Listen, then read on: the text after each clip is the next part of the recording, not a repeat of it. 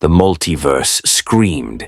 In a laboratory beneath Vought Tower, sensors designed to detect compound V signatures went haywire at 3:47 a.m.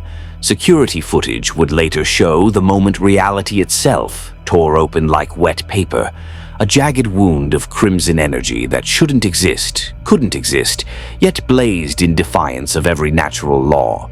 5 figures emerged from the breach. They didn't stumble through. They strode with the confidence of conquerors who'd done this before, surveying their new domain with predatory interest. The lead figure, a man in a costume that was a twisted mockery of stars and stripes, inhaled deeply, then smiled with genuine pleasure. "Yellow Sun," Ultraman said, voice dripping with satisfaction. "How delightfully weak it makes me feel, almost human." He crushed a steel support beam with one hand, the metal shrieking. "Almost." Beside him, a woman in armor that seemed equal parts Amazonian and dominatrix assessed the high-tech facility with calculating eyes. "Primitive," Superwoman declared, "but the structural signatures suggest a civilization with superpowered individuals. How delicious." "This Earth's vibrational frequency is 0.03 degrees off from our last conquest," observed a man whose costume resembled a bat's silhouette rendered in gunmetal gray. Owlman's voice carried no emotion, only cold analysis. "The dimensional membrane here is remarkably thin, almost as if someone's been weakening it artificially." A figure in green and black, power ring, whimpered as the ring on his finger pulsed with sickly emerald light. "The ring, it senses fear here, so much fear. This world is drowning in it." "Good," said Johnny Quick, vibrating with barely contained speed. "Fear makes the conquest fun." Alarms began wailing. Overhead, lights bathed the laboratory in red. Through reinforced doors, they could hear boots thundering, weapons being readied, orders being shouted in panic. Ultraman's smile widened. "They think they can stop us. How adorable." He turned to his team, his syndicate. "Remember, we're not here to hide. We're not here to play hero. We're here to take what's ours." "Everything," Superwoman added, her lasso crackling with golden energy that looked nothing like truth or justice. The doors exploded inward. Vought security forces, dozens of them in tactical gear, wielding weapons designed to subdue rogue superhumans, poured into the laboratory. Someone was shouting about containing the breach, about calling the Seven, about protocol. Owlman checked his watch. 37 seconds from alarm to armed response. Impressive efficiency. Wasted, but impressive. "Let me handle this," Johnny Quick said. And then he was moving. To the security forces, it appeared as if their teammates simply came apart. Weapons flew from hands, helmets cracked, bodies spun through the air like rag dolls caught in a tornado. In 3 seconds flat, every guard was unconscious or incapacitated, arranged in a perfect circle around the syndicate.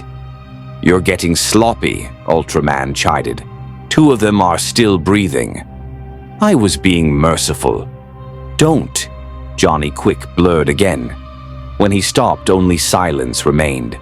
Superwoman knelt beside one of the fallen guards, rifling through his equipment. She found an ID badge, a smartphone, and, most interesting, an injector pen labeled with a corporate logo, a stylized V. Well, what have we here?" Owlman was already at a computer terminal, his fingers dancing across the keyboard with inhuman speed and precision.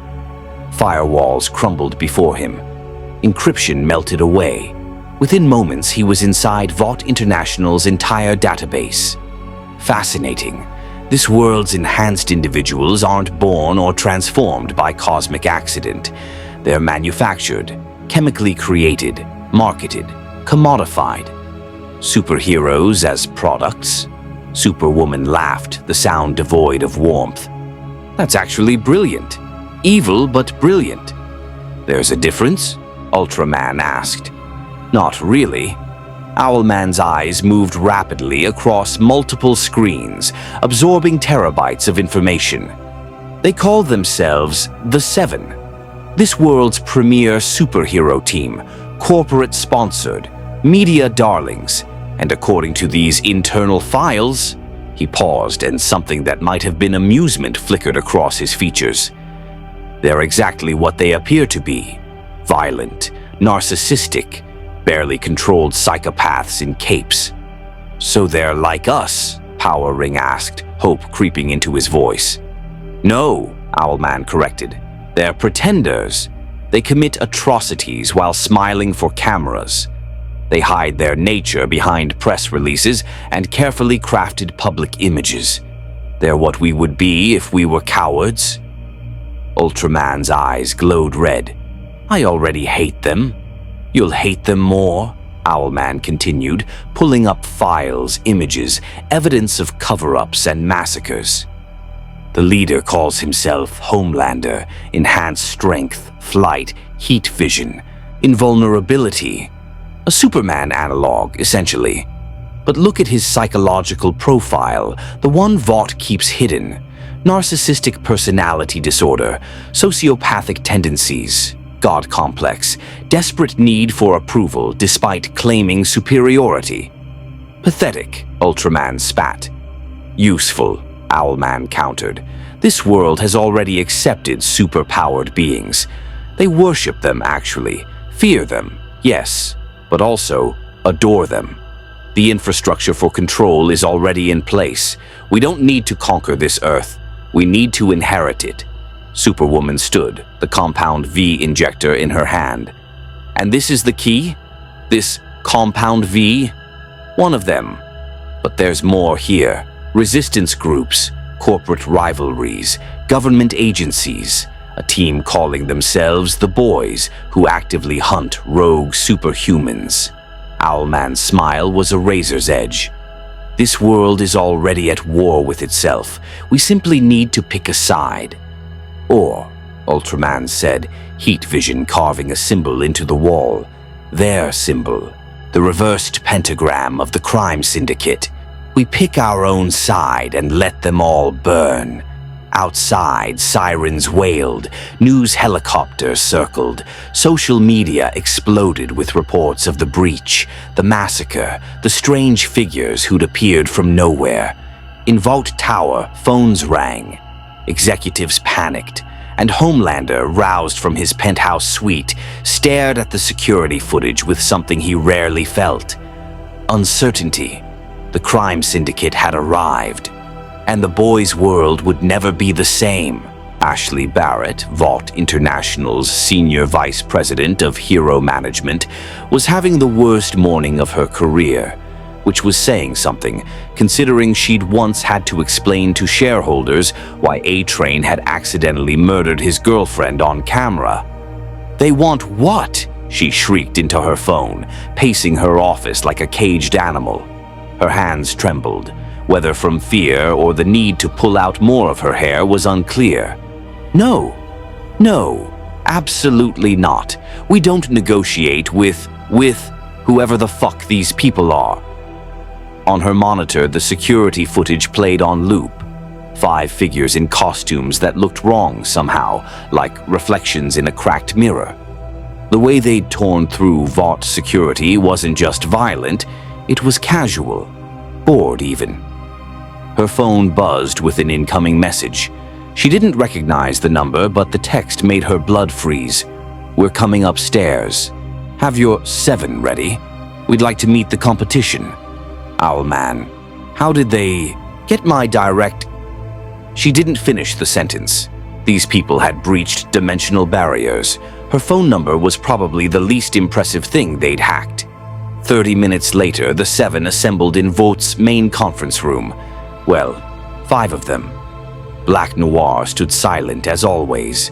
The Deep was still in some bullshit redemption tour, but the core was there. Homelander, Queen Maeve, A-Train, Starlight, and the new guy, Supersonic. Homelander stood at the head of the table, cape draped perfectly. that unsettling smile fixed on his face.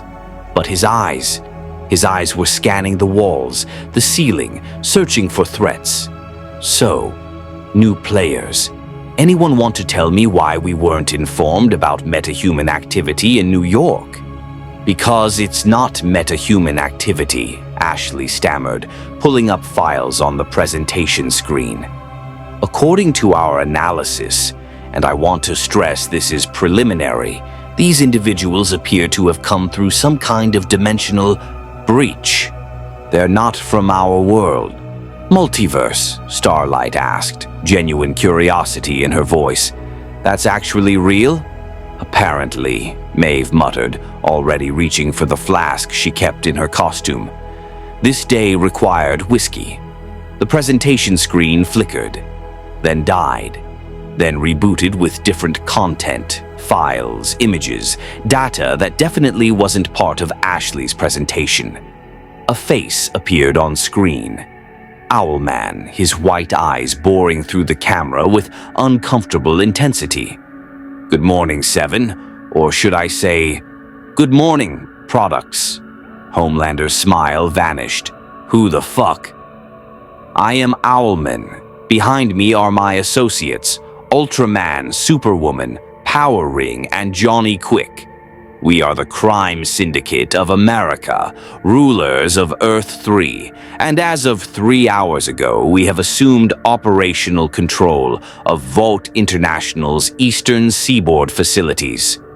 The hell you have, A-Train said, though his voice carried less confidence than usual. Check your access. Badges, Owlman suggested. Check your bank accounts. Check your security clearances. We've been quite thorough. Ashley frantically typed on her tablet. Her face went pale. He's not bluffing. The system's been completely rewritten. Everything's locked except... Except? Homelander demanded. Except executive functions now require authorization from... She couldn't finish. From us, Owlman completed. We've spent the last 3 hours learning everything about your world, your company, your secrets. Homelander, for instance. We know about the plane, about Madeline Stillwell, about the son you're hiding. A-Train. We know about Compound V distribution, about Popclaw, about every race you've thrown to maintain your brand. Starlight. We know what happened in the elevator with the Deep. Queen Maeve. We know about Elena. Should I continue? Silence. Heavy, oppressive silence.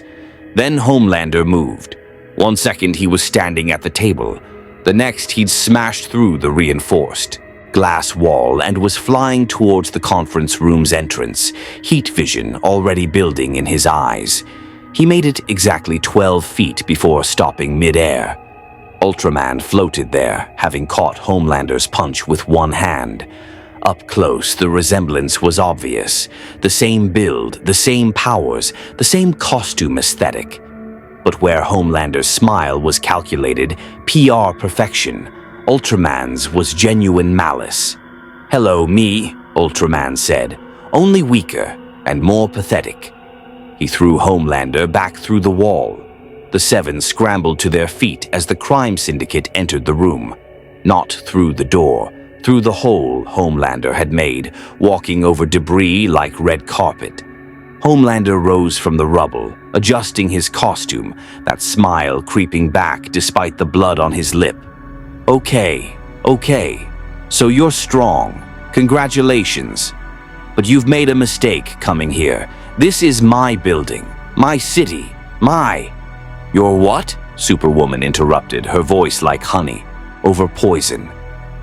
Your world, your company.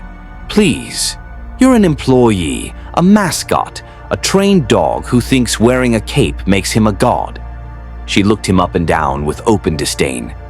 We've conquered 14 Earths. You're just another pretender we'll have to put down. Maeve stood slowly, hand moving to her sword. You want to fight the seven? That's suicide. Is it? Johnny Quick appeared beside her, moving so fast she hadn't even seen him blur.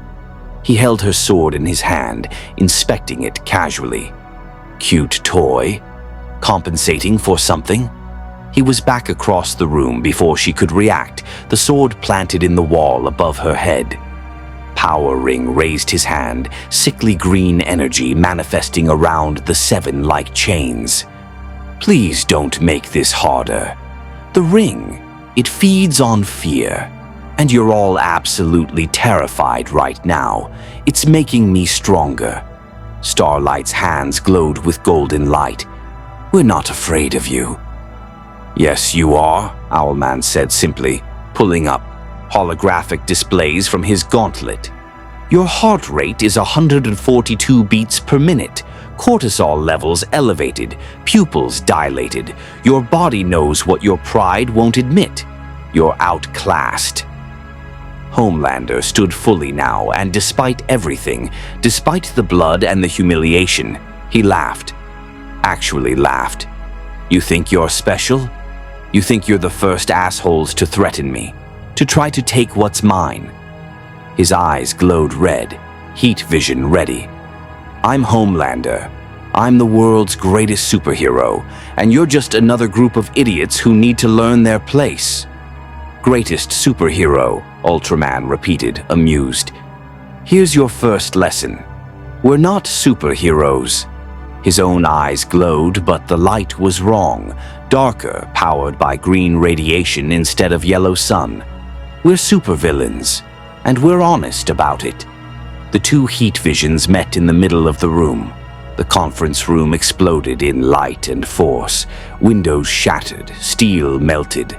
The other members of both teams dove for cover as the 2 powerhouses unleashed their full strength. When the light faded, both Ultraman and Homelander stood untouched, but the room around them was devastated. Sprinklers activated, raining down on the wreckage. Not bad, Ultraman admitted, rolling his shoulders. You've got about 60% of my power, more than I expected from a lab-grown knockoff. Lab-grown? Homelander's voice dropped to something dangerous. I'm not some experiment. I'm perfection. You're Compound V in a costume, Owlman interjected, still perfectly calm despite the chaos. We've already analyzed the formula. Interesting work, but limited. Genetic manipulation combined with chemical enhancement. Effective for creating superhumans, but it has side effects. Psychological instability, dependency, deterioration over time. Tell me, Homelander, how many doses do you need monthly to maintain peak performance? Homelander's jaw clenched. That's what I thought, Owlman continued. You're not gods. You're products with expiration dates. We, however, are the genuine article, born into power, honed by conquest, unlimited by corporate masters. Ashley, somehow still alive and hiding behind an overturned table, spoke up with impressive stupidity. This is still private property. You can't just... Superwoman's lasso snapped out, wrapping around Ashley's throat. Not tight enough to kill, but tight enough to terrify. Tell me the truth. Does Vought International have any contingency that could actually stop us? The lasso glowed. Ashley's eyes went wide. When she spoke, the words came out against her will. No. Nothing in our arsenal can stop beings of your power level. Protocol is to negotiate and contain. Negotiate, Superwoman released her, letting Ashley collapse, gasping. Smart woman. Homelander looked at his team, at Maeve's fear, at A-Train's calculation, at Starlight's defiant terror. He looked at the Syndicate, at their casual confidence, their genuine power, their complete lack of pretense. And for the first time in years, Homelander felt something he'd never admit. He was out of his depth. What do you want? He asked finally. Owlman smiled. Everything. In a dingy pawn shop in the Bronx, a front for significantly less legal operations, Billy Butcher watched the news with something between horror and fascination. "You seeing this?" Huey Campbell asked, pointing at the screen where shaky smartphone footage showed two figures colliding mid-air above Manhattan, the sonic boom shattering windows for blocks. "That's not Homelander's cape. That's someone else. Someone who can actually fight him." "I've got bloody eyes, Huey," Butcher muttered, though his attention was locked on the footage. 30 years hunting Supes, and he'd never seen anything like this. The figure fighting Homelander wore similar colors, similar style, but moved with a brutality that made Homelander look restrained. "Frenchie, tell me you're getting all this." Frenchie sat surrounded by laptops, cigarette dangling from his lips, fingers flying across keyboards. "Mon ami, I am getting everything. The dark web is exploding. Vaught's internal communications are in chaos. And whoever these new players are, they are very, very good at computers. They have cracked Vaught's entire infrastructure in less than 4 hours." "That's impossible," Mother's Milk said, checking and rechecking his rifle, despite knowing bullets wouldn't help against anything on that screen. "Vaught's got NSA-level security, military-grade encryption. It'd take months to—" "Unless you're not from this world," Kimiko signed, her hands moving rapidly. Frenchie translated, "She says the pattern is wrong, not hacking, rewriting, like they understand the code on a level we don't." The female was right, Butcher realized. This wasn't a soup rampage. This was something worse. This was organized. His burner phone buzzed. Unknown number. He almost didn't answer, but instinct made him pick up. "William Butcher," a voice said. Male, American accent, but with an edge that suggested extensive education and zero empathy. Leader of the vigilante group known as the Boys. Wanted in 17 states. Responsible for the deaths of 12 confirmed superhumans. Former CIA asset. Husband of the late Rebecca Butcher, who was assaulted by Homelander 7 years ago. Am I missing anything? Butcher's blood went cold. Who the fuck is this? My name is Owlman. I represent the Crime Syndicate of America. We arrived in your world approximately 6 hours ago, and we've spent that time learning everything about your society's power structures. Your group interests us. Not interested in whatever sales pitch you've got, mate. You hunt monsters who pretend to be heroes, Owlman continued as if Butcher hadn't spoken. We are monsters who don't pretend to be anything else. I thought that might appeal to your sense of honesty. Butcher glanced at his team. They were all watching him, sensing something wrong. You with Vought? We own Vought. As of 4 hours ago, we control 67% of their operational capacity. The board of directors is currently locked in, their conference room contemplating their new reality. But Vought is just infrastructure. We're more interested in the chess pieces. Pieces? Your world has superhumans, lots of them. Most are Vought products, manufactured, controlled, commodified. But there are others. Natural mutations, accidents, unknowns. And then there's you. Ordinary humans who've decided to fight gods with nothing but violence and determination. That takes something Vaught's products lack.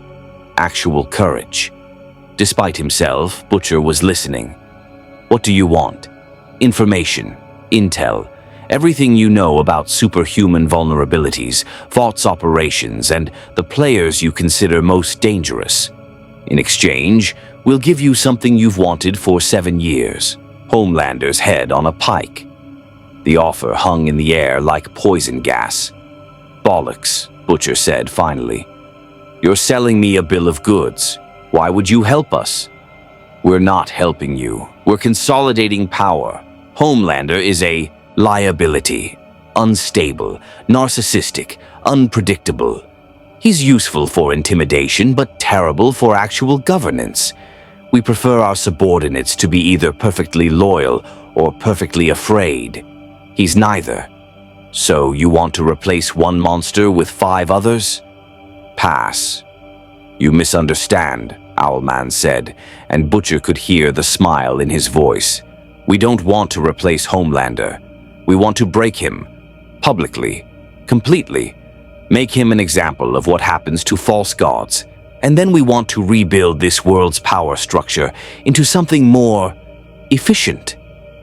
"Efficient for you, you mean?" "Obviously. But consider, under Vault, superhumans are worshipped and protected. Crimes are covered up. Victims are silenced. The system is designed to fail you. Under us, there would be order.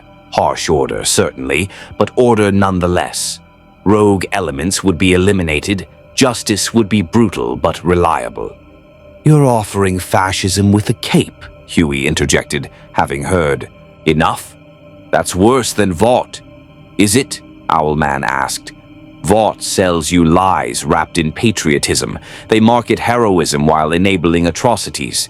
They're capitalism's ugliest face painted in primary colors. We at least would be honest about what we are. No more cover-ups, no more false hope. Just pure, unapologetic power. Some might call that refreshing." Butcher was quiet for a long moment. Then, "You're right about one thing.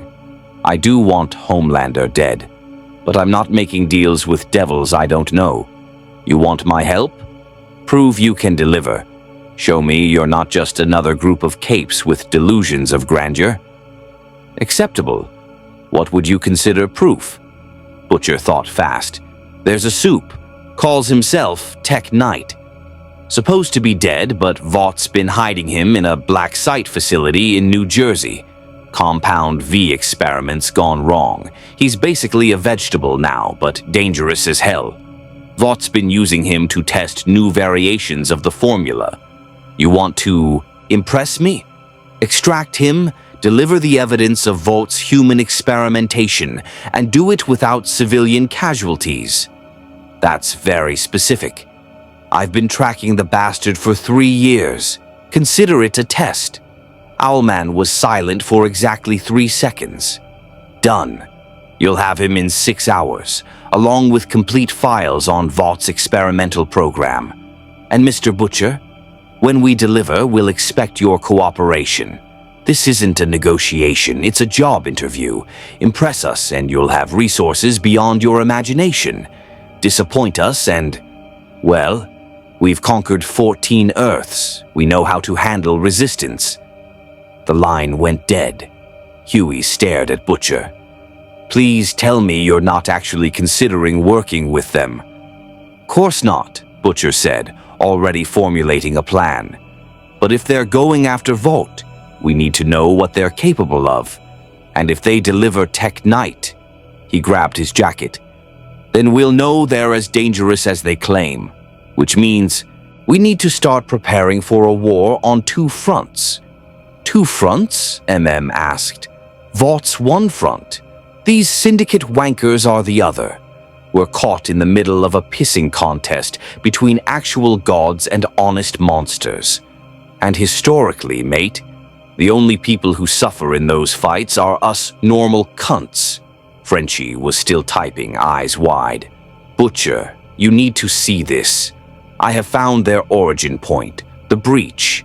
It is still active, still open, a hole between dimensions in the sub-basement of Vaught's primary facility. Can you close it? Perhaps, with enough explosives and very bad luck.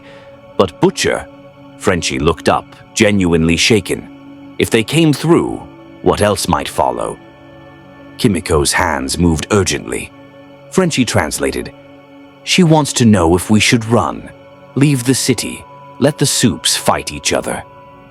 Butcher thought about Rebecca, about every victim whose file he'd read, every life destroyed by Vaught's machine, about Homelander's smile as he lied on camera again and again and again. "No," he said finally, "we stay, we watch, and when they're done tearing each other apart, we'll clean up what's left. These syndicate bastards might be honest about being evil, but that doesn't make them any less dangerous than Vaught's lying sacks of shit. They're all the enemy." "So what's the play?" Huey asked. Butcher's smile was razor-thin. We play them against each other. Let the false heroes fight the real villains. And we're the ones who make sure none of them survive. Outside, sirens wailed. News helicopters circled Vote Tower like vultures. And somewhere in the city, the Crime Syndicate was consolidating power. The boys had a new enemy. And for the first time, Butcher wasn't sure if he could win. Grace Mallory hadn't been surprised by much in her 40 years of intelligence work. CIA operations in Nicaragua, the first Gulf War, September 11th. The revelation that superheroes were corporate products. She'd seen the darkness behind America's smile and hadn't blinked. This was new. "Run that footage again," she commanded, leaning over the analyst's shoulder in the secure Pentagon briefing room. On screen, satellite imagery showed the dimensional breach opening over New York. 5 figures emerging. The subsequent chaos at Vote Tower. "Ma'am, we've analyzed the energy signature," a young analyst, Bradley, fresh from MIT, reported nervously. "It doesn't match any known radiation source. Not nuclear, not electromagnetic, not even comparable to confirmed metahuman power signatures. We're calling it exotic matter. Stuff that shouldn't exist in our universe." "Multiverse theory," another analyst chimed in. "It's actually real. They came from another Earth. A parallel dimension." Mallory lit a cigarette despite the no-smoking signs. Nobody objected. "What do we know about them?" "Not much. They call themselves the Crime Syndicate of America. Based on costume analysis and power demonstrations, they appear to be evil versions of classic superhero archetypes. The one called Ultraman has Superman-level abilities. Owlman is a tactical genius with Batman-esque resources. The others, are they stronger than Homelander?" Silence. Then, "Yes, ma'am. Preliminary estimates put Ultraman at approximately 40% above Homelander's strength ceiling. And unlike Homelander, he doesn't seem to have any psychological vulnerabilities we can exploit." "Everyone has vulnerabilities. Not these guys. We've intercepted their communications. They're coordinated, experienced, and they've done this before. Conquered worlds before. This isn't their first rodeo." Mallory exhaled smoke. "Options? Limited.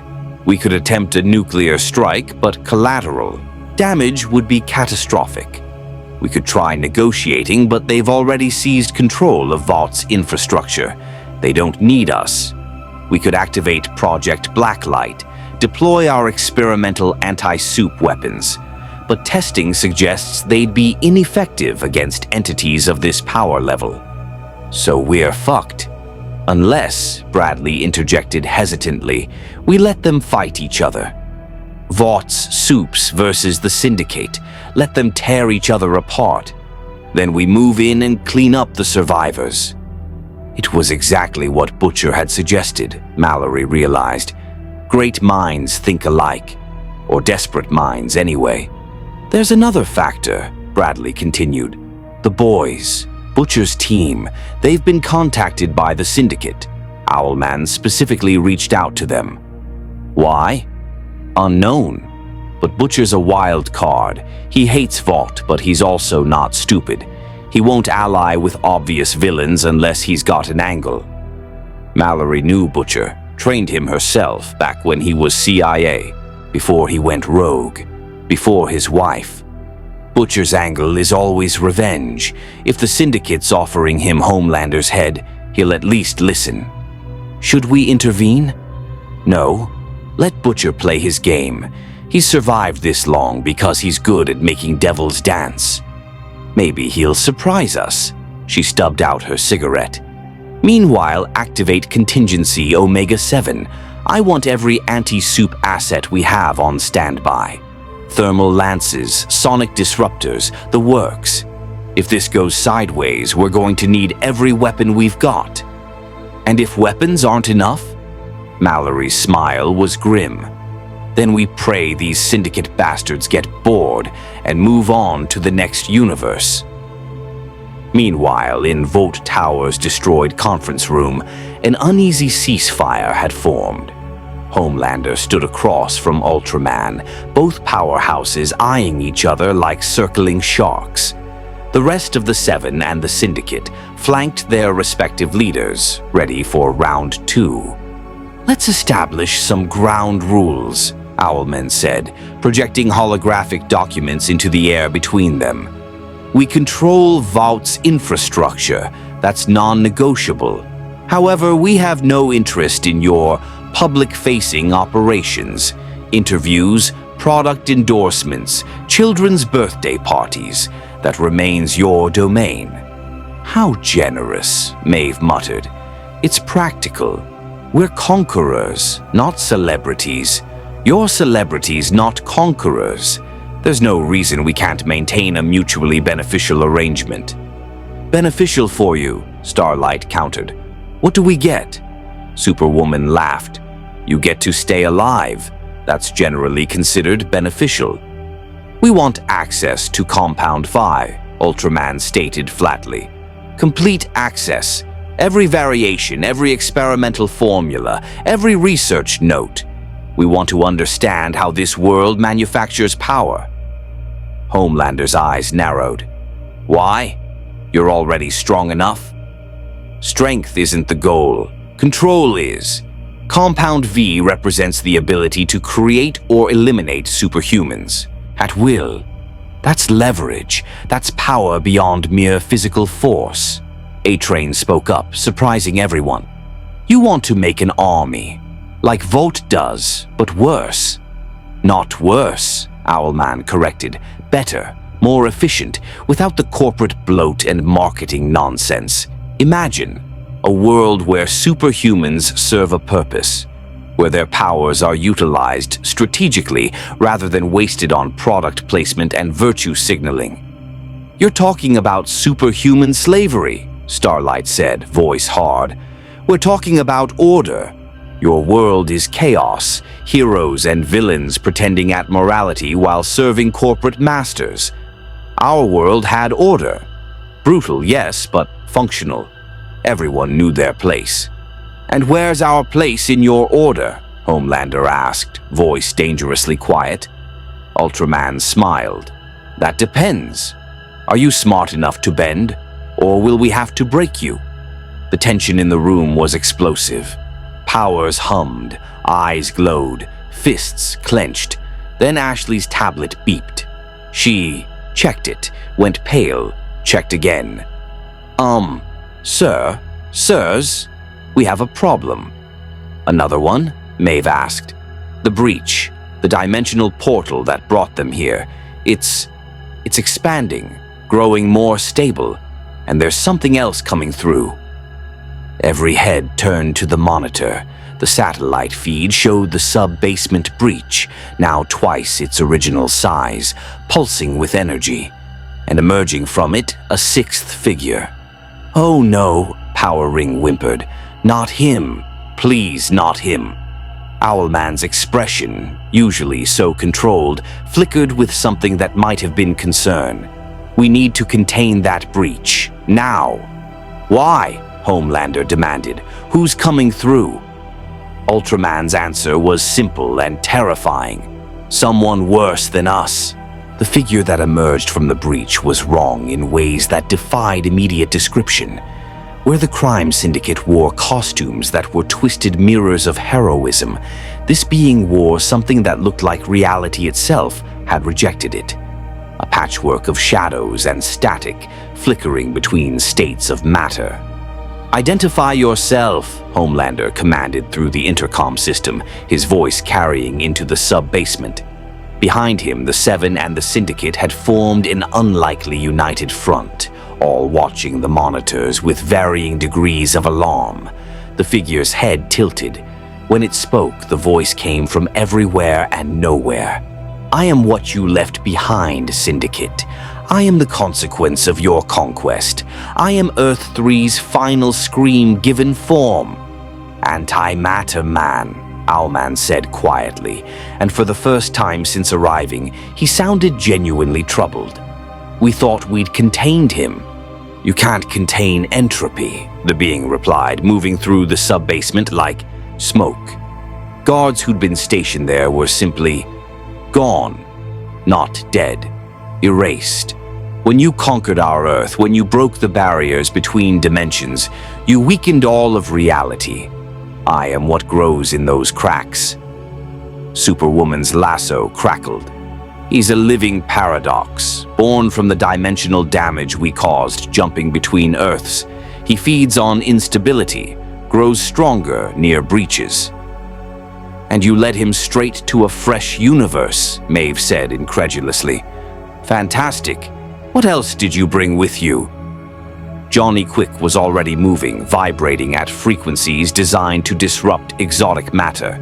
He blurred into the sub-basement, struck the antimatter man with Speed Force-enhanced punches that should have shattered mountains. His screams echoed through the intercom before cutting off abruptly. "Quick!" Ultraman roared, already flying toward the breach. Homelander moved simultaneously, two Superman-level beings racing toward a threat neither fully understood. They collided with the Antimatter Man together, heat vision and super strength combining in an assault that would have leveled city blocks. The sub-basement exploded in light and force. When the dust cleared, both were on the ground. The Antimatter Man stood untouched. "Mass, energy, matter. I consume it all." The being reached toward the dimensional breach, and it pulsed, growing larger. "This world is rich with heroes and villains, so much power concentrated in so few. I will feast for eons." "Close the breach," Owlman commanded, his tactical mind already working through scenarios. "Starlight, A-Train, anyone with technical knowledge, we need to overload the portal's stability matrix." "I don't even know what that means," Starlight protested. "It means blow it up," Frenchie's voice crackled over a hacked comm channel. The boys had been monitoring everything. "Explosive decompression, force the dimensional membrane to collapse. But you will need serious power, more than any bomb we have." "Butchers," voice followed. "You soups wanted to prove your gods. Here's your chance. Pour everything you've got into that breach. Overload it. Collapse the tunnel between worlds." Homelander pulled himself from the rubble, ego bruised but mind calculating. "And if that doesn't work? Then this thing eats our entire universe," Owlman stated flatly. "Starting with everyone in this building. So I suggest we make it work."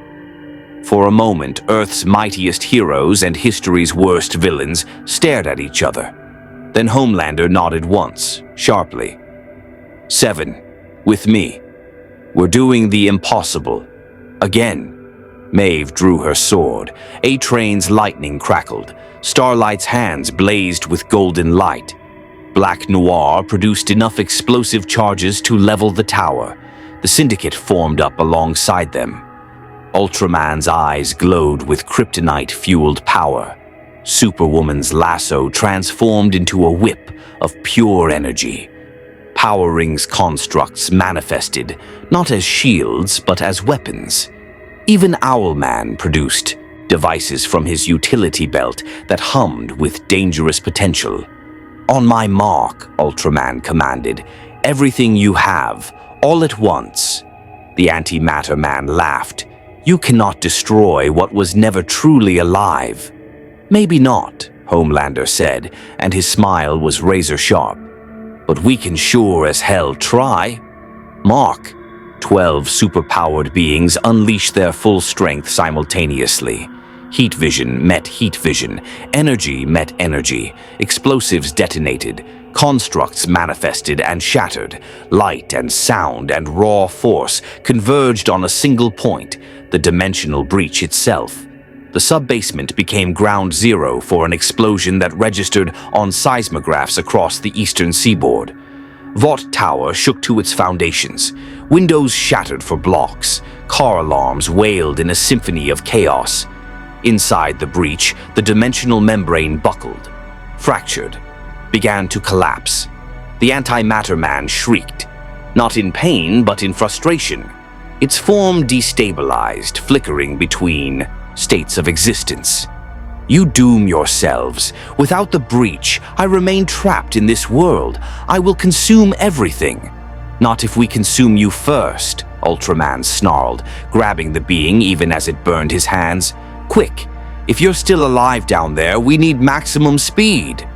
Johnny Quick emerged from the rubble, bleeding from a dozen wounds but vibrating with determination. How fast? Fast enough to generate a singularity. Compress this bastard into a point smaller than an atom. That'll kill me. Then die like a villain instead of a coward. Quick looked at his teammates, at the world he'd helped conquer 14 times, at this new Earth that had, for one brief moment, united against a common threat. He ran, faster than he'd ever moved, faster than physics should allow, circling the antimatter man in tighter and tighter loops, compressing space itself through pure velocity. His body began to burn, his costume ignited, but he didn't stop. The antimatter man's screams became white noise. Its form collapsed inward, crushed by the artificial gravity Quick was generating. Smaller, smaller, until it was a point of light no larger than a marble. Quick grabbed it, still running, building speed. He looked at Ultraman one last time. Tell the others, evil always wins. Then he ran straight into the collapsing breach, carrying the compressed antimatter man with him. The portal swallowed them both, and with a sound like reality tearing, collapsed completely. Silence. The sub-basement was a crater. The dimensional breach was gone. Johnny Quick was gone. The antimatter man was gone. Slowly, the survivors picked themselves up from the wreckage. Homelander coughed, wiping blood from his lip. Did we just work together? Don't get used to it, Ultraman muttered, though his voice lacked its usual venom. He stared at where the breach had been, where his teammate had sacrificed himself. Quick was an idiot, but he was our idiot. Superwoman said nothing. Power Ring whimpered, the ring on his finger flickering weakly. Owlman's expression was unreadable behind his mask. What happens now? Starlight asked, the question everyone was thinking. Owlman answered, now we rebuild. The breach is closed. We're trapped in your world, which means this is no longer a conquest. He looked at Homelander, at the Seven, at the cameras he knew were watching. This is immigration. We're here permanently, and we're going to need to establish new rules of engagement. Homelander's laugh was bitter. You're stuck here, with us, in a world that already has too many gods. Not gods, Ultraman corrected. Survivors. Quick died saving this world. That makes us invested. We're not leaving. We're not backing down. But maybe... He paused, something almost like respect in his voice. Maybe we're not enemies. Not yet. Then what are we? Maeve asked. Owlman's smile was cold calculation. Competitors. May the best team win. 3 days after the breach closed, New York was still recovering. Vaught's stock had plummeted 30% before mysterious investors, later traced to shell companies the syndicate had established, bought up the shares. The Seven held a press conference declaring their heroism in defeating the dimensional threat. The syndicate held no press conference, but their presence was felt everywhere. They were ghosts in Vaught's machine, Owlman's fingers in every database, Superwoman's influence spreading through the corporate hierarchy, Ultraman occasionally appearing on rooftops, watching the city with alien eyes. Power Ring haunted the shadows, the ring's whispers growing stronger in a world saturated with fear. And the boys watched it all from their safe house, trying to make sense of their new reality. They delivered, Butcher said, staring at the files spread across the table. Tech Knight's location, complete medical records, evidence of human experimentation that would bury Vought if it ever went public. The bastards actually delivered. Of course they did, Huey said, pacing nervously. They're trying to buy our trust, make us think they're… What? The lesser evil? They might be, said quietly, and everyone turned to stare at him. I'm not saying I trust them. I'm saying look at the math. The Syndicate is evil, yeah, but they're organized evil, predictable. Vought is chaotic evil, corrupt, messy, impossible to nail down because they hide behind lawyers and PR firms. You want to work with supervillains? Huey's voice pitched higher. I want Homelander dead, corrected. I want Vought destroyed. I want justice for my family. If the Syndicate can help us get that, then yeah, I'll consider making a deal with devils. Kimiko's hands moved rapidly. Frenchie translated. She says the enemy of our enemy is not our friend, just another enemy we haven't fought yet. Smart girl, Butcher agreed, but she's also right that we need more intel, which is why I'm meeting with Owlman tonight. The room exploded in protests. Are you fucking insane? Huey demanded. Probably, Butcher admitted, but he requested a face-to-face, neutral ground, public location, says he wants to discuss mutual interests. Could be a trap, could be an opportunity. Either way, I'm not learning anything sitting in this shithole playing with myself. Then we're coming with you, stated. No, he specified alone. And before you argue, if he wanted me dead, I'd be dead. These bastards have Vaught's entire surveillance network. They know where we sleep. They could drone strike this building right now if they wanted. Meeting me in person means they want something they can't get with force. Information, Frenchie said. They want to know what we know, who our contacts are, how we've survived hunting soups. Exactly, which means I've got leverage. Information's only valuable if it's unique. So I'll hear what he has to say, figure out his angle, and report back. Simple. Nothing about this was simple, but Huey knew Butcher well enough to recognize when arguing was pointless. Where's the meeting? Times Square, 8 p.m., middle of Tourist Central, hundreds of witnesses. Even Owlman won't try anything there. Won't he? asked. This is a guy who conquers worlds for fun. Butcher's smile was grim. Which is why I'm going armed enough to take down a tank. If he tries anything, I'm taking him with me. Times Square at 8 p.m. was a circus of light and sound and humanity.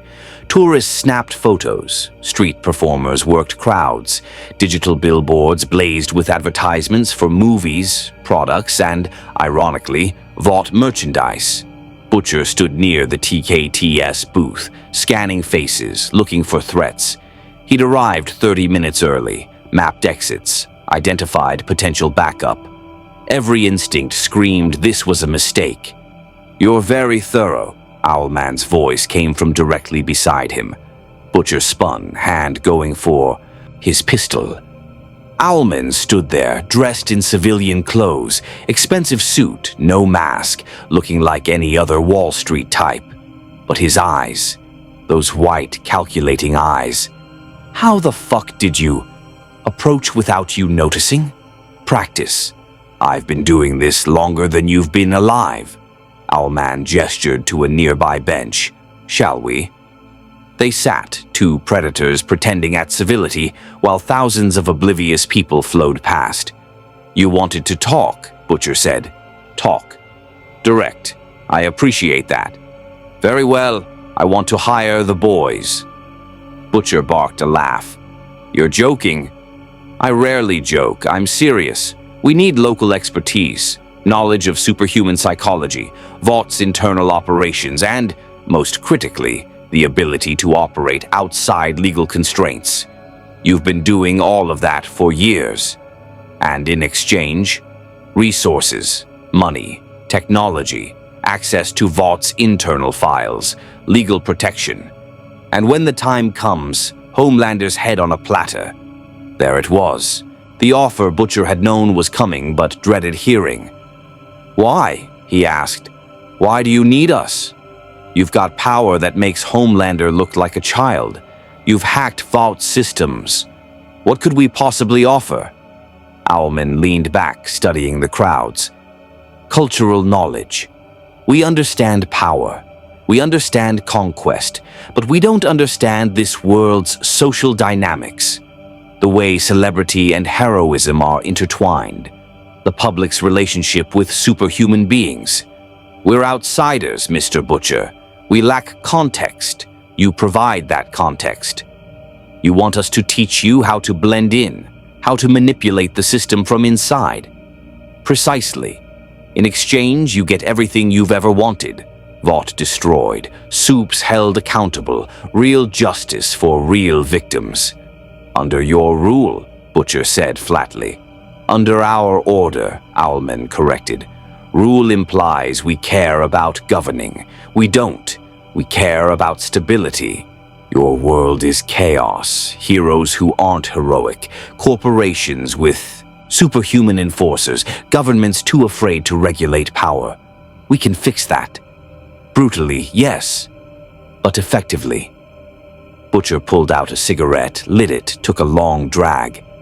You're selling me fascism. Pretty words, but that's what it is. Trading one set of bastards for another.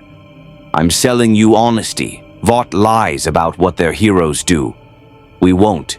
When we eliminate a threat, there's no cover-up, no spin, just results. Isn't that what you've always wanted? A world where superpowered criminals actually face consequences? Not if those consequences come from other superpowered criminals. Owlman's smile was thin. Then you're in an impossible position, because those are your only options. Vaught's corrupt system, or our brutal efficiency. There is no third path. Your government is compromised. Your legal system is bought. Your media is controlled. The only way to fight gods is with other gods. Or with humans stupid enough to try anyway, Butcher countered. Which is why I'm here. Recruiting the humans stupid enough to try. Owlman produced a card, plain black, no text except a phone number. Think about it. When you're ready to do more than survive, when you're ready to actually win, call that number. He stood, adjusting his suit. And Mr. Butcher?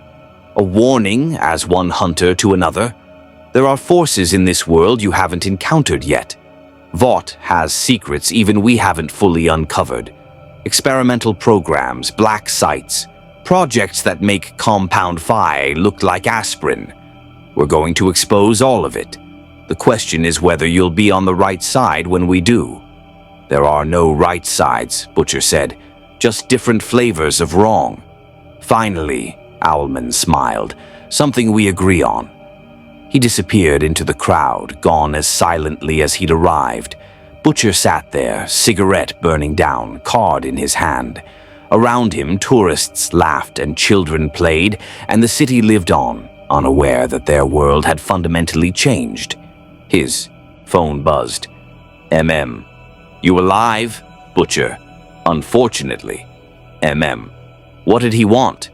Butcher stared at the card, at the offer, at the terrible, tempting possibility of actually winning for once.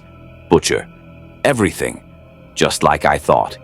He pocketed the card and headed home, already knowing he'd call that number eventually.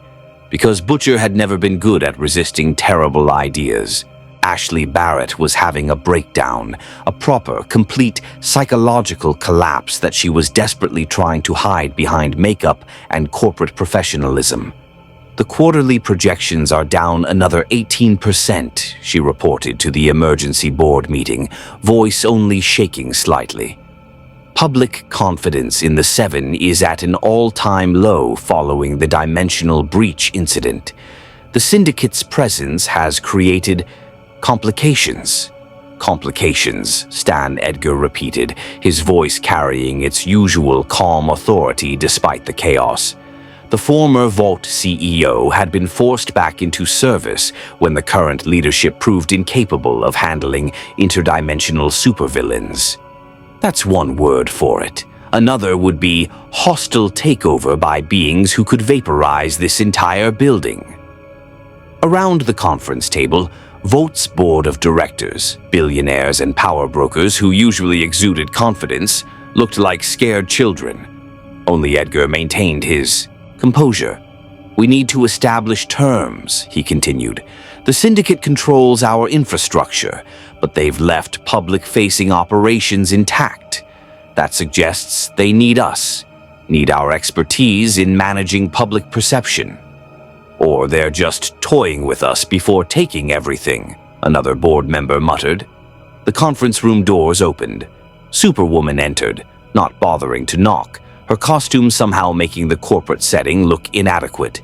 Behind her walked a woman in a business suit, blonde, calculating eyes, carrying herself with the kind of authority that made even Edgar pause. "Good morning, gentlemen," Superwoman said, her voice honey over poison. "Allow me to introduce Sarah Owens, our new liaison between the Syndicate and Vault operations. She'll be overseeing all major decisions moving forward."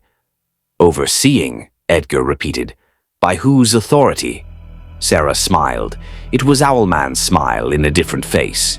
"By right of conquest, Mr. Edgar, though I prefer to think of it as a partnership.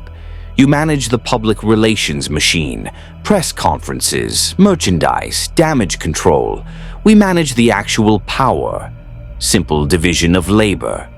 "There's nothing simple about this," Ashley protested, then immediately regretted speaking when Superwoman's eyes fixed on her. "You're the one who's been pulling her hair out," Superwoman observed. "Ashley Barrett, Senior VP of Hero Management. Tell me, Ashley, how many cover-ups have you orchestrated for the Seven in the past year alone?" Ashley's mouth went dry.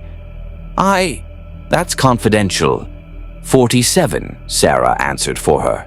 "Deaths, assaults, property damage, sexual misconduct, 47 incidents that required legal teams, NDAs, and substantial financial payouts to make disappear. All while maintaining the illusion that your heroes are actually heroic." The room was silent. "We're not here to judge," Sarah continued. "We're criminals ourselves, but we're efficient criminals. Under our management, those 47 incidents would be handled differently. Perpetrators would face consequences, victims would receive justice, and Volt's reputation would actually improve because people respect honesty, even brutal honesty, more than obvious lies." "You want us to admit our heroes are monsters," Edgar said slowly. "We want you to rebrand," Superwoman corrected. "Stop selling heroism, start selling power, strength, control.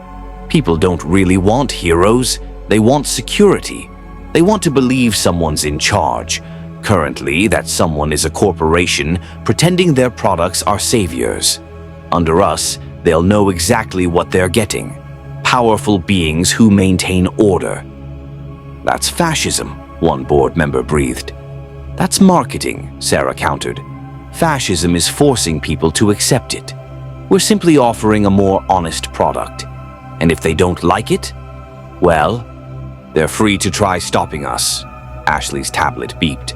She checked it, went pale. "The Seven are requesting an emergency meeting with Syndicate leadership. Homelander's exact words were, 'We need to establish who's really in charge before this gets uglier.'" Superwoman's smile widened. "Finally, I was wondering when he'd grow a spine. Tell him we'll meet on the roof in 1 hour, public space, neutral ground. And Ashley, make sure cameras are recording. This should be entertaining." The roof of Vault Tower had been rebuilt after the breach incident, but scorch marks still marred the helipad. The Seven arrived first, Homelander leading, cape snapping in the wind, that calculated smile firmly in place. Behind him, Maeve, Starlight, A-Train, Black Noir. Supersonic was notably absent. "Where's your new kid?" Ultraman asked as the Syndicate arrived. Power Ring hovered nervously. Superwoman walked with predatory grace. Owlman emerged from the rooftop access door, having taken the stairs like a normal person just to prove he could. "Supersonic quit," Homelander said flatly. "Decided. This job was too dangerous after watching you fight. Can't imagine why." "Weak," Ultraman dismissed. "You're better off without him."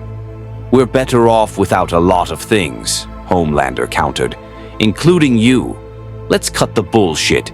You're occupying our building, manipulating our operations, and generally acting like you own the place. We want terms, clear, explicit terms about who controls what."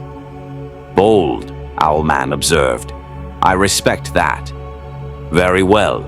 Terms." He pulled up a holographic contract from his gauntlet. "Public operations remain under 7 management. Marketing, press relations, appearances, merchandise, all yours. We control strategic operations, company finances, experimental programs, legal maneuvering, and any actions requiring force beyond crowd control." "So we're mascots," Maeve said bitterly. "You're the public face," Superwoman corrected, "which is more important than you realize. People need symbols, heroes they can photograph and adore. We're not built for that role. You are." "And what do we get in return?" Starlight asked. "Protection," Owlman said simply. "From us, from rogue elements, from consequences. The deep committed sexual assault, a train murdered Robin Ward, Homelander destroyed a plane full of civilians. Under Vought's old management, those crimes were covered up but never forgotten, always hanging over your heads like swords. Under our management, they're forgiven, erased. You start fresh. In exchange for becoming your puppets," Homelander said. "In exchange for becoming our partners," Owlman corrected. "We don't want puppets. Puppets break. We want competent, powerful individuals who understand that cooperation beats conflict. Work with us, and you keep your celebrity, your wealth, your power. Fight us, and you lose everything." Homelander's eyes glowed red. "You're threatening us." Ultraman's eyes glowed with kryptonite green radiation. "We're stating facts. You can't beat us, Homelander. You proved that when we first arrived. But you don't have to, because we're not your enemies. We're your new management. Better management, actually, because we won't force you to pretend to be something you're not." "And what are we?" Homelander asked, genuine curiosity in his voice. "Powerful, flawed, human, despite your abilities." Owlman's tone was almost sympathetic. "Vought tried to make you into gods. We're offering to let you be people. Complicated, morally gray people who occasionally save lives and occasionally take them. The world can handle that truth. They might even prefer it." The 7 exchanged glances. Years of partnership, of covering for each other, of maintaining the lie. And here were beings offering to end that exhausting performance. "What about the boys?" A-Train asked suddenly.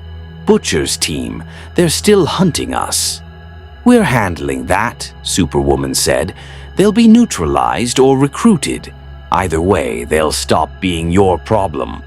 "You can't recruit Butcher," Homelander said, with certainty. "He's too stubborn, too committed to his vendetta." "Everyone has a price," Owlman countered. "His just isn't money. It's justice. Give him genuine accountability for superhuman crimes, and he might become your greatest ally." "That's insane. That's psychology. People don't really want revenge, they want balance, a sense that the universe is fair. Currently, it's not. We change that, and enemies become assets." Starlight stepped forward, surprising everyone. "I want something in writing. I want proof that victims will actually receive justice, that Compound V experimentation stops, that we're not just trading one corrupt system for another." Owlman smiled. "Smart. Verification. I can respect that." He pulled up additional files. "Here, complete transparency. Our experimental programs, our legal framework, our enforcement protocols. Judge for yourself whether we're an improvement." Starlight read. Her expression shifted from skepticism to surprise to reluctant consideration.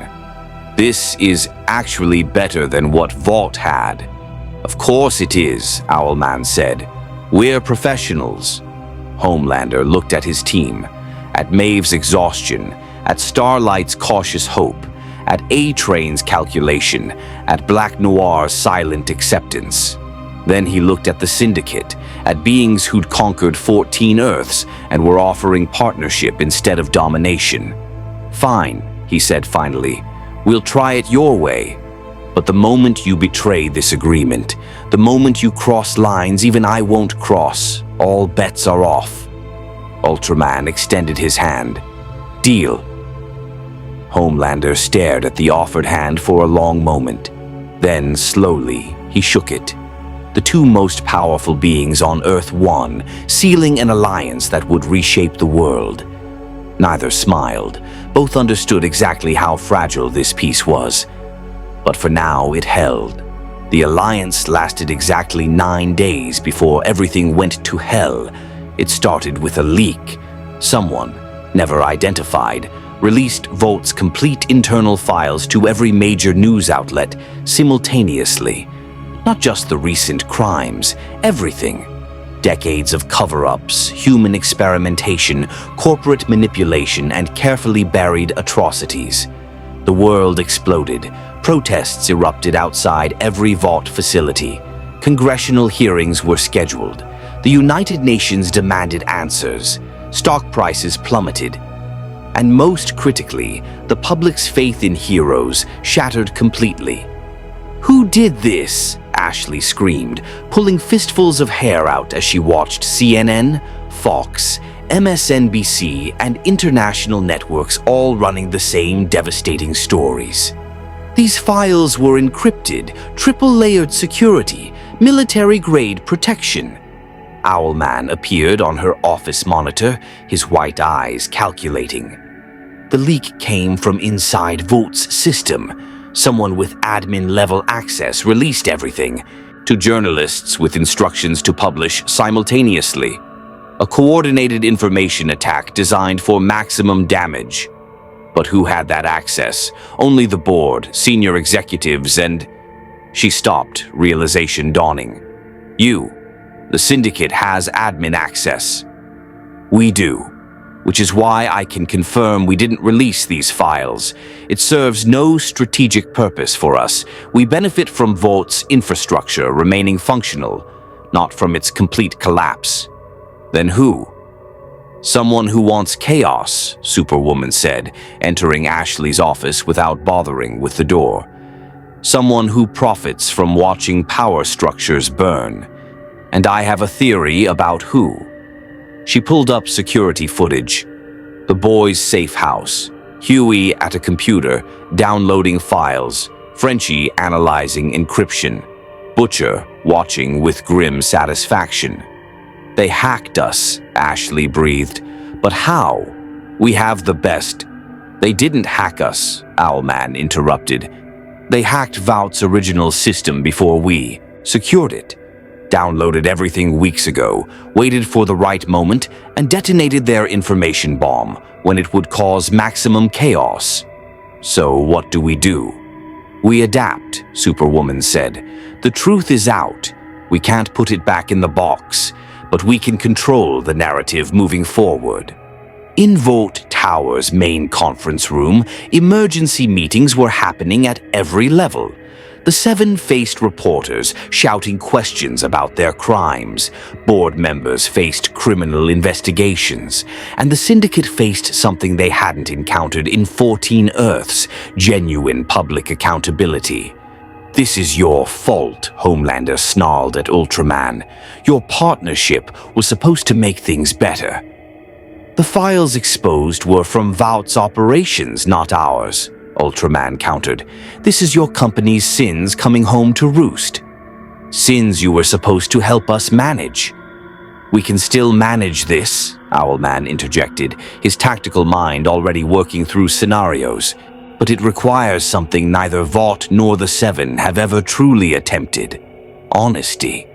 You want us to admit to everything? Maeve asked incredulously. I want you to own it. Take responsibility, express genuine remorse where appropriate, and most importantly, demonstrate real change. Show the world that under new management, there will be actual accountability. That's PR suicide, Ashley protested. That's the only path forward, Owlman corrected. The alternative is prosecution, imprisonment, and complete institutional collapse. At least this way, you control the message. Starlight spoke up. He's right. We can't deny what's been proven, but we can show we're different now, that we're actually trying to be better. That's naive, Homelander snapped. That's survival, Starlight shot back. We either evolve or we're extinct. Pick one. Before Homelander could respond, alarms blared. Security protocols activated. On every screen, the same message appeared. Superhuman. Breach. Rooftop. Multiple hostiles. Not the antimatter man again, Power Ring whimpered. No, Owlman said, checking his systems. This is different. Multiple signatures, organized assault, and according to our sensors, his expression darkened. They're using Compound V variants we've never seen before. On the roof, reality was proving Owlmen right. A team of enhanced individuals, 6 of them wearing black tactical gear, had appeared via teleportation. Their powers were diverse and deadly. One manipulated gravity, another generated plasma. A third seemed to phase through solid matter. And leading them was a woman whose presence made even the air feel dangerous. Who the hell are you? Homelander demanded, arriving with the 7. The woman smiled.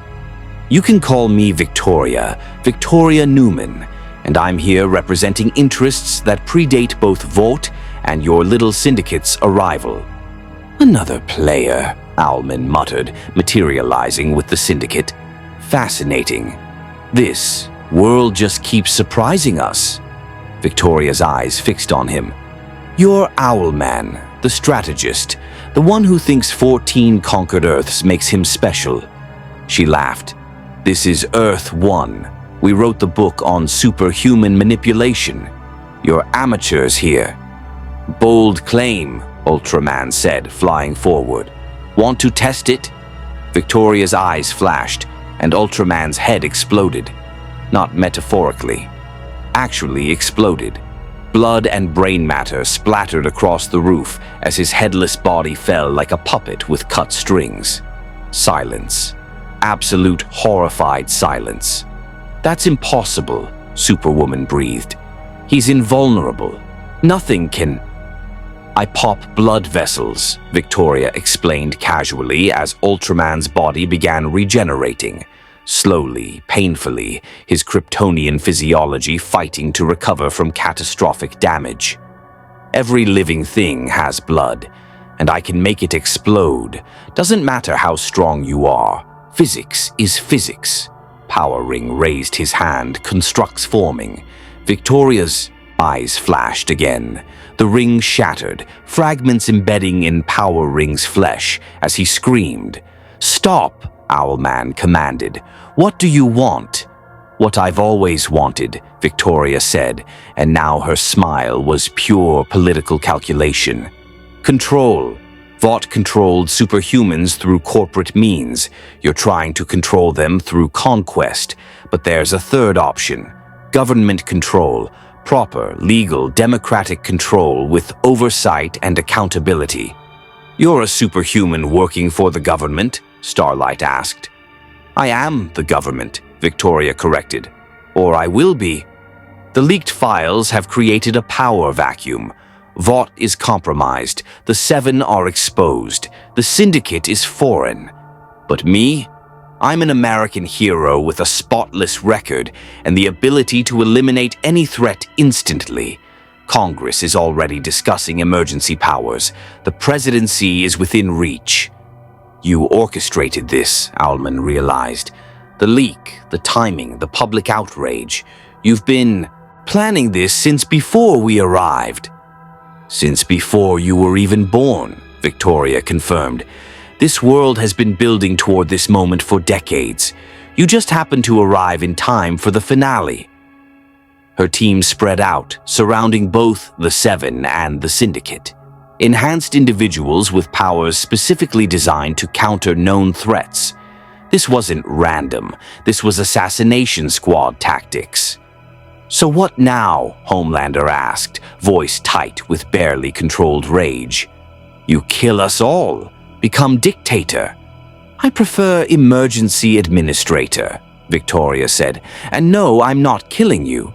Yet. You're useful. Symbols of the old corrupt system that I'm replacing with something better. You'll stand trial. Face justice. And when you're convicted, I'll be the hero who held even the mighty accountable." She turned to leave, her team covering her exit. "This isn't over," Ultraman growled, his head fully regenerated but his pride shattered. "You're right," Victoria agreed. "It's just beginning. Welcome to Earth-1, Syndicate. Hope you survive the experience." Then they were gone, teleported away as quickly as they'd arrived. The roof stood silent except for the wind and distant sirens. "We have a problem," Owlman said finally. "You think?" Homelander's laugh was edged with hysteria. "We have a government soup who can kill anyone instantly. We have the boys running around exposing secrets. We have the entire world baying for our blood. What part of this isn't a problem?" "The part where we're still alive," Superwoman said quietly. "She could have killed us. She demonstrated she has the power. But she didn't, which means she still needs us for something. Political theater," Owlman concluded. "She needs villains to defeat, monsters to bring to justice. We're the final boss before her presidential campaign." Starlight looked at the blood still staining the roof, at Ultraman's shaken expression, at the terrified uncertainty in everyone's eyes. "So what do we do?" Owlman's smile was cold calculation returning. "We do what we always do. We adapt, we plan, and we make sure that when the final battle comes, we're the ones left standing. Even if it means actually becoming heroes," Maeve asked sarcastically. "Especially then," Owlman said, "because Victoria made one critical mistake. She assumed we're static, that we're forever villains incapable of change, but we're survivors, and survivors do whatever it takes to win." Far below, in their safe house, the boys watched news coverage of the roof confrontation, watched Victoria's emergence, watched the world's power structures shift in real time. "Fuck," Butcher said eloquently. "We released those files," Huey said, voice hollow. "We wanted chaos. We wanted Vault destroyed. But this isn't what I expected." "Never is," Butcher agreed. "We kicked over the anthill. Now we've got to deal with what crawls out." His phone buzzed, the card Owlman had given him, the number he'd sworn he'd never call. But desperate times. He dialed. "Mr. Butcher," Owlman's voice answered immediately. "I was wondering when you'd call." "Yeah, well, seems like we've got bigger problems than each other now. You want to talk terms? Let's talk." "Music to my ears. Meet me in 1 hour, same location, and bring your team. All of them." "Why?" "Because," Owlman said, and something like grim humor entered his voice, "it appears villains and vigilantes need to work together to stop a genuine monster from seizing absolute power. Ironic, isn't it?" "Fucking hilarious," Butcher muttered, and hung up. He looked at his team, at Huey's fear, MM's resignation, Frenchie's nervous energy, Kimiko's deadly calm. "Right then," he said. "Who wants to make a deal with supervillains to stop a government takeover by an even worse supervillain?" Everyone's hands went up. "Fantastic," Butcher said, "because this is going to be a fucking disaster. Times Square again. Same location, different stakes. This time, Butcher brought his entire team, and they found themselves facing not just Owlman, but the entire Syndicate and the Seven, standing together in an alley behind a closed theater. "This is the weirdest fucking day of my life," Huey muttered, staring at Homelander and Ultraman standing side by side. "Get used to weird," Maeve said. "It's the new normal." Owlman stepped forward, pulling up holographic displays. Victoria Newman. Real name, Nadia. Adopted daughter of Stan Edgar, though he doesn't know what she really is. Product of a Black Ops Compound V program that predates Vaught's public superhero initiative. Her ability, biokinetic manipulation. She can detonate blood vessels, cause strokes, induce heart attacks. Essentially, she's an assassination weapon wrapped in political ambition. "How do we kill her?" Butcher asked bluntly. "You don't," Superwoman said. "Her power activates faster than you can pull a trigger, faster than most soups can react. We've analyzed the rooftop footage, 0.3 seconds from eye contact to detonation. That's faster than Homelander's heat vision, faster than A-Train's speed. Faster than Johnny Quick was," Ultraman added quietly, and for a moment genuine grief flickered across his features. "If he were still here, maybe. But he's not. So we're fucked," summarized. "Not necessarily," Owlman countered. "Every power has limitations. Victoria's requires line of sight and concentration. She can't pop blood vessels she can't see. She can't target multiple people simultaneously without losing precision. And most critically, she's human. Remove her political protection, expose her murders, and she becomes just another rogue soup." "You want to leak her secrets," Starlight realized. "Fight fire with fire. I want to destroy her credibility before she can seize power," Owlman corrected. "The boys already demonstrated the effectiveness of information warfare. Let's do it again, only this time against a target who actually deserves it." Frenchie was already typing on his laptop. "I have been monitoring government databases since the breach.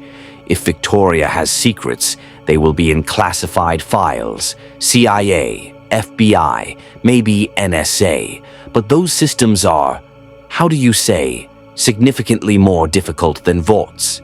"I can crack them," Owlman said, "but I need time and processing power, which means we need to keep Victoria busy while I work." "Busy how?" A-Train asked. "By giving her exactly what she wants," Homelander said, surprising everyone. His smile was calculated malice. "She wants a public trial. Heroes held accountable. Fine. We'll give her a trial. A very public, very dramatic trial that distracts everyone while we dig up her dirt." "You want to confess?" Huey asked incredulously. "I want to perform," Homelander corrected. "Admit to crimes everyone already knows about. Express carefully scripted remorse. Play the reformed villain seeking redemption. The public eats that shit up." Meanwhile, Owlman exposes Victoria's body count, and suddenly, I'm the sympathetic figure, and she's the monster. "That's actually brilliant," Butcher admitted grudgingly. "Disgusting, manipulative, and brilliant." "I've been doing this for years," Homelander said. "Victoria thinks she invented political theater. Please, I've been lying to cameras since before she could walk." Starlight stepped forward. "But what happens after? Even if we expose Victoria, even if we survive this, what then? Do we go back to the way things were, Vought covering up crimes, the Seven pretending to be heroes, the Syndicate conquering from the shadows?" Silence. Heavy, uncomfortable silence. "That's the real question, isn't it?" Maeve said. "We're all monsters here. Some of us just have better PR than others. So what do we actually want?" Kimiko's hands moved rapidly. Frenchie translated.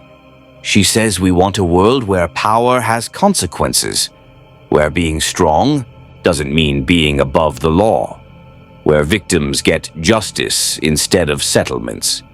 "That's naive," Ultraman said. "That's human," Starlight countered, "which is something you seem to have forgotten how to be." Ultraman's eyes glowed briefly, then dimmed. "We conquered 14 Earths. On every single one, we imposed order through fear.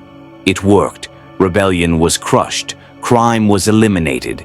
Peace, brutal peace, but peace reigned. And you know what? People hated us, but they also thrived, because predictable tyranny is better than chaotic freedom." "That's bullshit," Huey said, voice shaking. "People deserve choice, agency, freedom to make mistakes." "And look where that's gotten this world," Owlman interjected. "Corporate superheroes, government assassination programs, vigilante justice. Your freedom created monsters. Our tyranny would at least be honest about it." "Enough," Butcher commanded, voice cutting through the argument. "We're not solving philosophy. We're solving Victoria. After that, we can fight about whose version of control is least shit. But right now, we've got 72 hours before Congress grants her emergency powers. So here's the plan. The 7 go public with confessions and remorse. The Syndicate and the boys work together to hack government databases. We expose Victoria's kills. We destroy her political capital. And then, we figure out what comes next. Agreed?" Reluctant nods around the circle. Enemies united by mutual survival instinct. "One more thing," said. "If we're doing this, really doing this, we need insurance, something to keep everyone honest. Because the second Victoria's gone, I guarantee you'll all go back to fighting each other." "What kind of insurance?" Superwoman asked. "Mutually assured destruction," said. "We all pool our dirty secrets. Everyone's crimes, everyone's vulnerabilities, everyone's skeletons. Put it all in a dead man's switch. Anyone betrays the group, everything goes public. Everyone burns together." "That's paranoid," Homelander said. "That's smart," Owlman corrected, and his smile was genuine respect. "Very well. I'll set up the infrastructure. Everyone contributes their worst secrets by end of day. We'll call it the Doomsday Archive." "Fucking hell," Butcher muttered. "Never thought I'd be in a Mexican standoff with soups where the guns are secrets instead of bullets."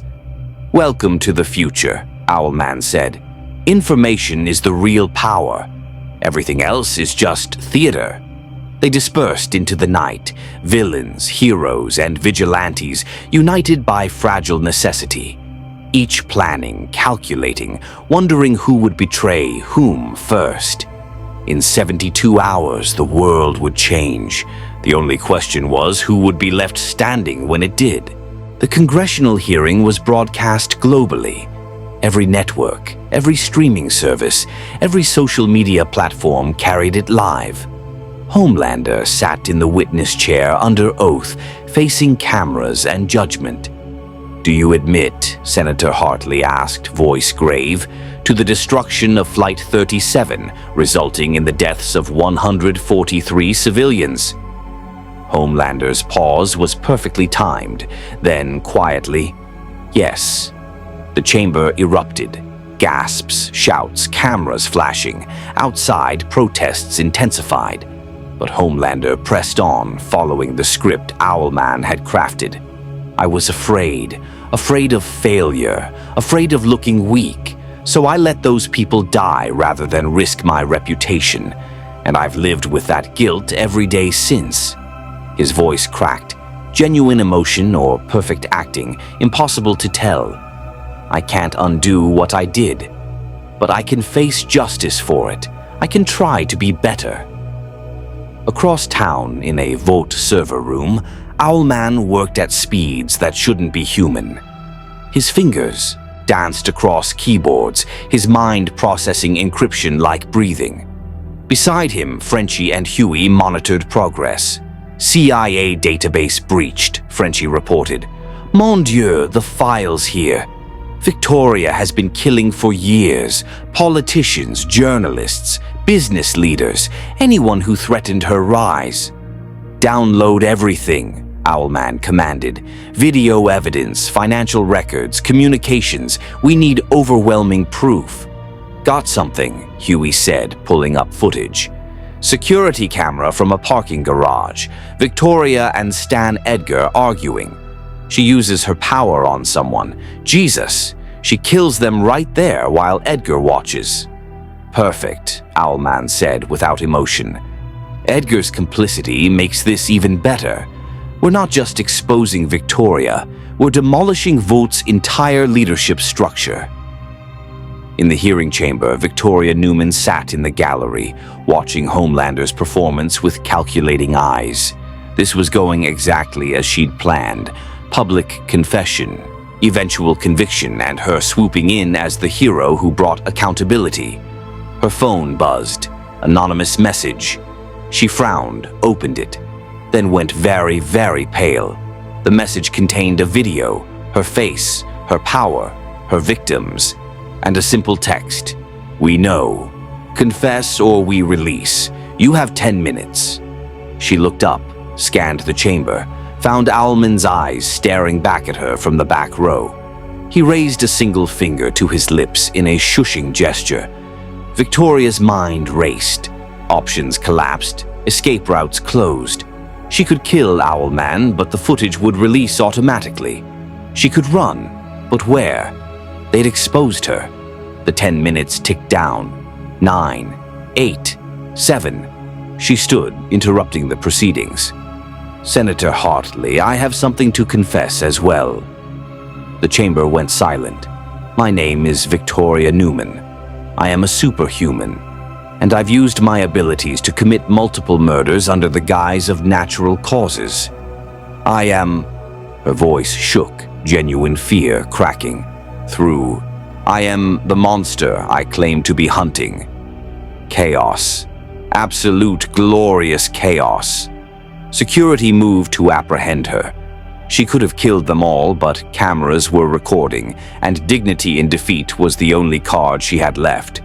She went quietly, hands behind her back, while the world watched its newest hero revealed as its oldest villain. In the server room, the boys and Syndicate watched the feed. We did it, Huey breathed. Holy shit, we actually did it. We won a battle, Owlman corrected. The war's just beginning. At Vout Tower, the 7 assembled in their conference room. The hearing had adjourned in chaos. Victoria was in custody. Stan Edgar had resigned. The company was rudderless. So, Maeve said into the silence, what now? Now we rebuild, Starlight said firmly. For real this time. Actual accountability, real consequences. No more cover-ups. Under whose authority? A-Train asked.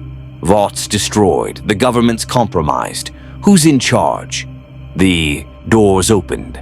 Owlman entered, flanked by Butcher and what remained of the Syndicate. Behind them, Grace Mallory and a contingent of federal agents. Joint oversight, Mallory announced. The United States government, in cooperation with international partners, is establishing a new superhuman affairs department. Independent oversight, legal accountability, transparent operations. And we're just supposed to trust you? Homelander asked. You're supposed to accept reality, Mallory corrected. You're outgunned, outnumbered, and your secrets are public. You have 2 choices. Work within the new system or face prosecution. Choose wisely. Homelander looked at Ultraman. 2 beings of godlike power reduced to this. What about them? The Syndicate? House arrest, Owlman said before Mallory could answer. We've negotiated terms. We remain on Earth under constant surveillance with power-dampening measures in place. In exchange, we provide strategic consultation and assistance with superhuman threats. We become consultants. You're accepting surrender? Superwoman asked, genuine surprise in her voice. I'm accepting survival, Owlman corrected. We can't go home. The breach is closed. Quick is dead. We're outnumbered in a world that knows our capabilities. Continued resistance would be eliminated eventually. Better to adapt. You've gone soft, Ultraman accused. I've grown strategic, Owlman countered. There's a difference. We'll work within their system, learn its weaknesses, and when the opportunity presents itself, we'll revisit our options, Mallory finished for him. Yes, Mr. Owlman, we know how you think, which is why you'll be monitored every second of every day. The moment you step out of line, the dampening measures become permanent, possibly lethal. Silence as the new reality settled over everyone. Fucking hell, Butcher said finally. We actually did it, created a system that might actually work. Or we've just built a prettier cage, Maeve muttered. Time will tell, Starlight said, but it's better than what we had. Outside Vote Tower, protesters still chanted. News helicopters still circled. The world still reeled from revelations that would take years to process. But inside, in that conference room, something unprecedented had happened. Villains, heroes, and humans had cooperated, had pooled their strengths, had achieved something none could have managed alone. It wouldn't last. Everyone knew it wouldn't last. But for now, for this one fragile moment, it held. Right then, Butcher said, standing. I need a drink. Several drinks. Anyone else? Surprisingly, everyone's hand went up. Heroes and villains, united at least in the universal need for alcohol after saving the world. It wasn't peace. It wasn't victory. It wasn't even close to perfect. But it was something. A beginning, however uncertain. And sometimes, that's enough. 3 months later, the world had settled into its new abnormal. The Superhuman Affairs Department operated from a facility outside Washington, D.C., with representatives from 23 nations overseeing operations. The 7 still existed, but now with genuine oversight and consequences. Starlight had taken leadership, with Maeve as her second. Homelander had entered a treatment facility, part prison, part therapy, fully monitored. The Crime Syndicate lived in a specialized containment facility in Colorado. Power dampeners kept their abilities manageable. They consulted on superhuman threats, their expertise valuable despite their imprisonment. Owlman spent hours in virtual environments, his strategic mind engaged in theoretical scenarios. Superwoman trained new agents in combat. Ultraman stared at yellow sunlight through reinforced windows, remembering freedom. Power Ring had died. The Ring's corruption, combined with separation from his home dimension, had finally consumed him. His funeral was attended by enemies and former allies alike. A strange, somber affair that humanized even the worst among them. The boys had disbanded. Officially. Huey took a job with Superhuman Affairs as a civilian oversight officer. MM returned to his family, finally able to stop running. Frenchie and Kimiko disappeared into Europe, legends whispered about but never confirmed. Butcher remained in New York, ostensibly retired. But Grace Mallory kept him on retainer for special consultations. Some wars never truly ended.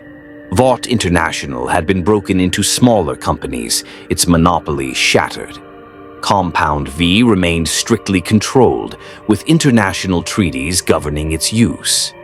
Black market trafficking still occurred, but enforcement was swift and brutal. Victoria Newman was serving life in a superhuman containment facility. Her testimony had exposed decades of government corruption, leading to the largest political scandal in American history. Some called her a monster. Others called her a symptom of a broken system. History would debate which interpretation was correct. The world wasn't perfect. Superhumans still committed crimes. Systems still failed. Corruption still existed. But there was oversight now. Accountability. Consequences. It was messy, complicated, imperfect. It was human. In his containment cell, Owlman reviewed data on tablet allowed for consultation work. He analyzed the new system's weaknesses, calculated vulnerability points, planned contingencies. Old habits died hard. But sometimes, when sunlight filtered through his windows, he wondered if maybe, just maybe, this world's messy, chaotic, frustratingly human approach to justice might actually work better than 14 worlds of brutal order. He'd never admit it aloud, but the thought was there. Across town, Butcher sat in a bar, drinking whiskey, watching news coverage of the Seven's latest sanctioned operation. They'd saved lives today. Actual heroism with cameras, rolling and accountability waiting. His phone buzzed, unknown number. He almost didn't answer. "Butcher," Owlman's voice said. "There's a situation developing in Eastern Europe. Superhuman trafficking ring. Old vault connections. I thought you might be interested." Butcher smiled grimly. "Thought you were retired?" "I am. This is consultation, completely above board. Are you interested or not?" Butcher downed his whiskey. Some things never changed. "Send me the details." "Already done. Happy hunting." The line went dead. Butcher stood, left cash on the bar, and walked into the night. The world needed saving. Again. Always again. But this time, maybe, just maybe, there was a chance of actually getting it right. The Crime Syndicate had entered the boys' universe expecting conquest. They'd found something far more complicated: genuine challenge, forced cooperation, and the uncomfortable realization that being the strongest didn't mean being right. Some lessons had to be learned the hard way. And for beings who'd conquered 14 Earths, learning humility in their 15th was the hardest lesson of all. But they were learning. Slowly, painfully, imperfectly. They were learning.